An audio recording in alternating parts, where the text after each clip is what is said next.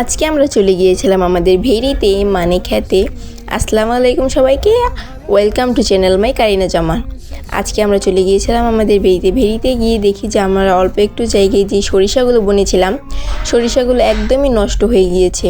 ফুলগুলো একদমই শুকিয়ে গিয়েছে আর একদমই বিচি হয়নি। দেখতেই পাচ্ছেন গাছগুলো কীরকম চিকন হয়ে আছে। এই ফসল সবজিগুলো সবই আমার আম্মু বুনে, তো আম্মুর মনটা অনেকটাই খারাপ। এই ফসলগুলো এই বছর আমাদের ভালো হয়নি। তার পাশেই আমরা লাগিয়েছিলাম টমেটো গাছ।